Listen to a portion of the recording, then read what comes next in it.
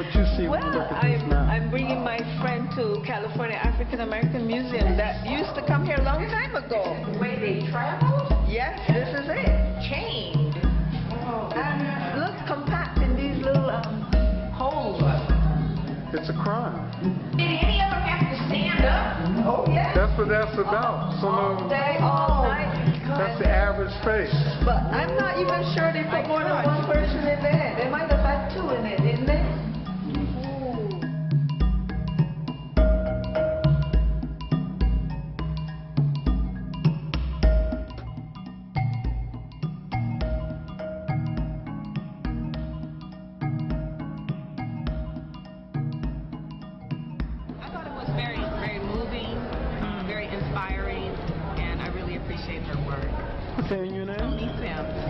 And I thought that she brought our history to life.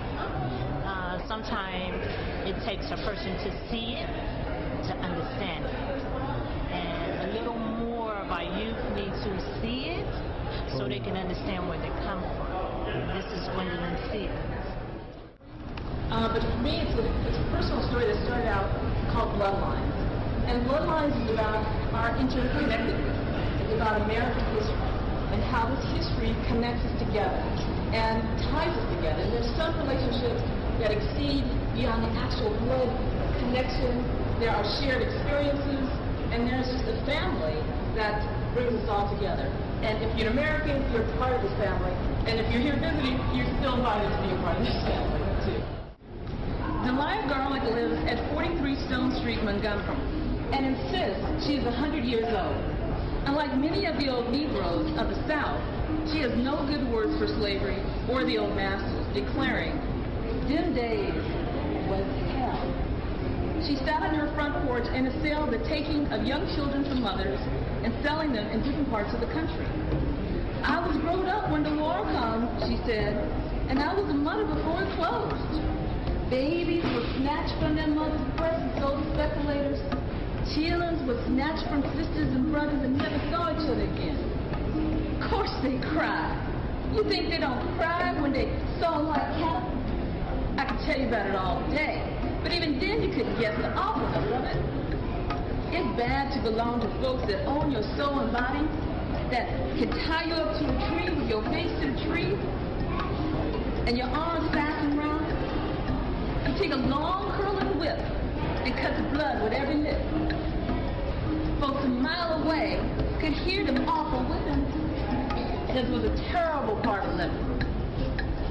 Now, there's 3 more pages of that, but I'm just going to save us all because we're going to spend time inside. But that story hit just went right to my heart. It was a dagger to the heart, but it was also this appreciation for the Candace, Jordan, and for other members of the family who had survived this and who lived and made a way so the rest of the family could live. Who were partakers, were builders, who didn't give up and fought the fight and stayed in the game and passed on love despite the lifestyle that they lived.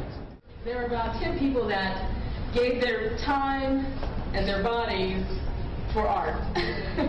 And I had their heads cast for this story right here and their bodies cast for the slave ship. I also wanted to bring them up because one of the things that one of the models said to me was how it reminded them of what the slaves might have experienced. I mean, being objectified, having to hold this position. Did you have moments of reflection? What were you thinking when we were wrapping you up and casting you and so forth?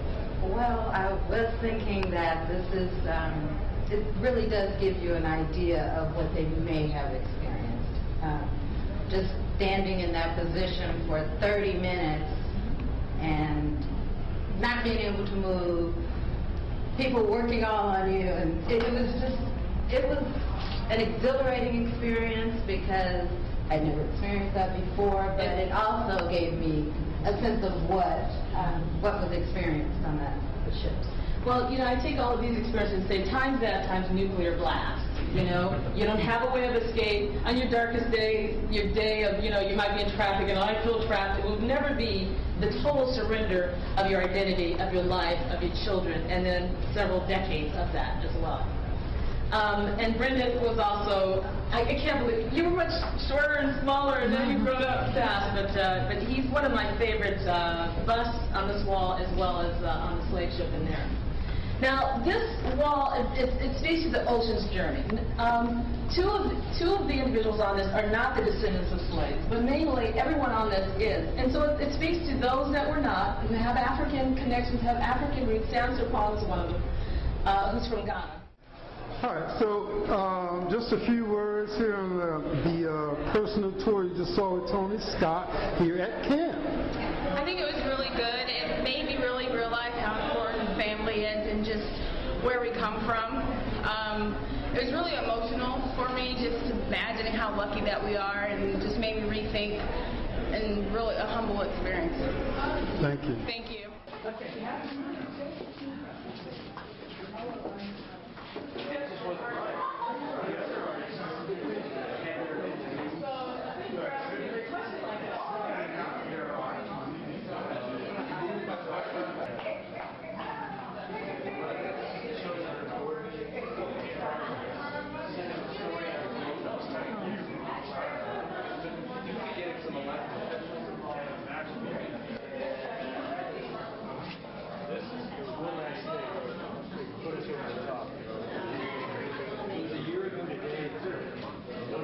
Now the neck collar that Eve is wearing right here was often put upon slaves if they were misbehaving or to keep them from escaping. Now imagine how he could be slowed with the slave collar around his neck.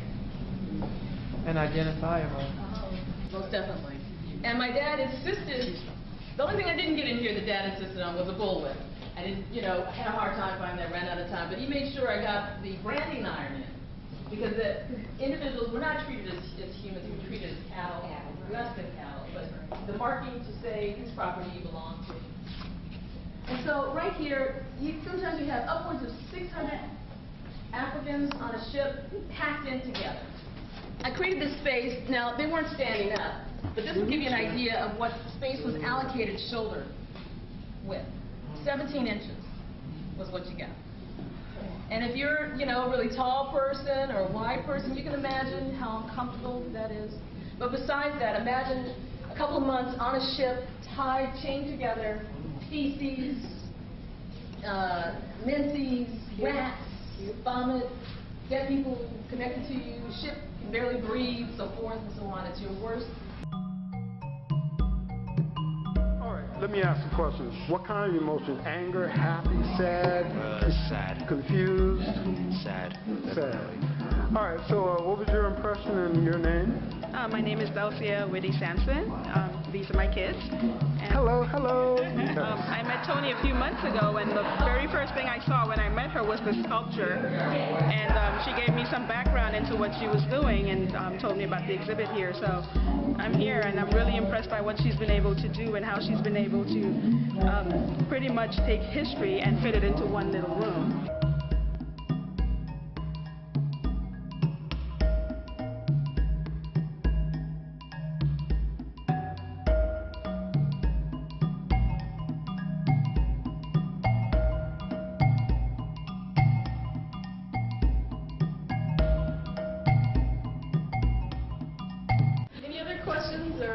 I'll just say that my sister and I came a couple of weeks ago to the exhibit, and I saw my Uncle Bobby hanging on her tree. Met new family.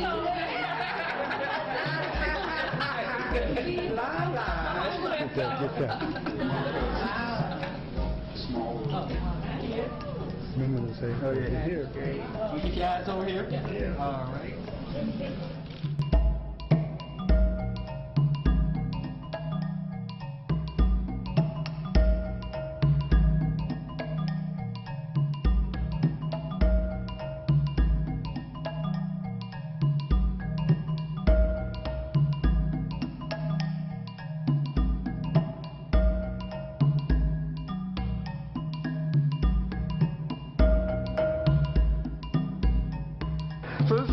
at CAAM, and we just finished a personal tour with Toni Scott, the artist, multi-talented Toni Scott, and we're just getting a few people's impressions of what they felt.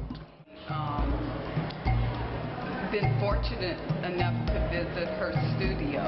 And it's here a private tour.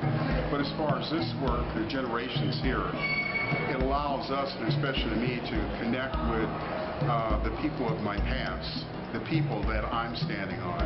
It's been a history lesson that I believe everyone should see. White, black, green, and yellow, to see all the contributions that our African American people have made in this country. And Toni has brilliantly put this story together in her sculptures and her drawings and her renderings and all her works. I'm just blown away by how great this exhibit is.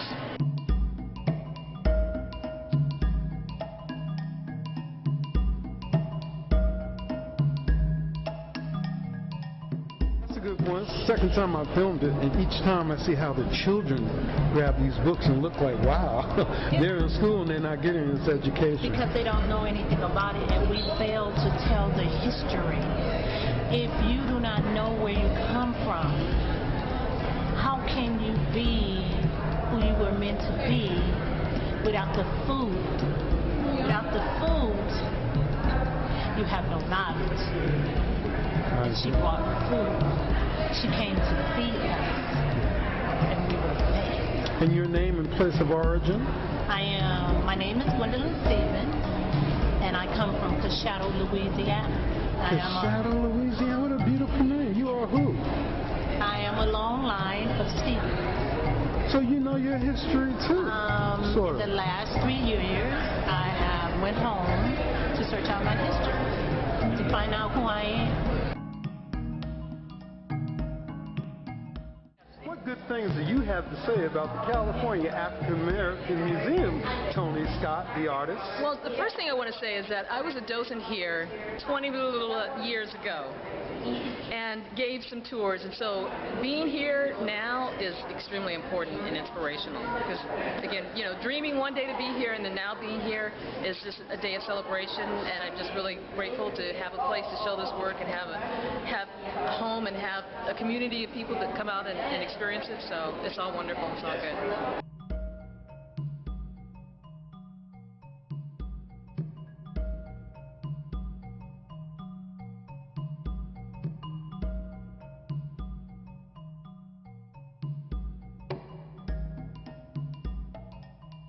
Each time I come back, my spirit is different. I feel better.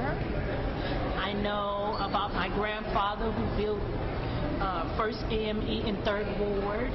I know of the history of the Masons. I have some very strong aunties, some very handsome uncles. It made me feel sure of myself. I saw land, I saw graveyards, I saw churches, and before I was caught up in all the world, and in maybe like the last 3 years, my view on life has changed a great deal. So we have to know our history. Somehow it's comforting for you. It's very comforting. You're a part. It gave me hope. It gave me the hope I needed.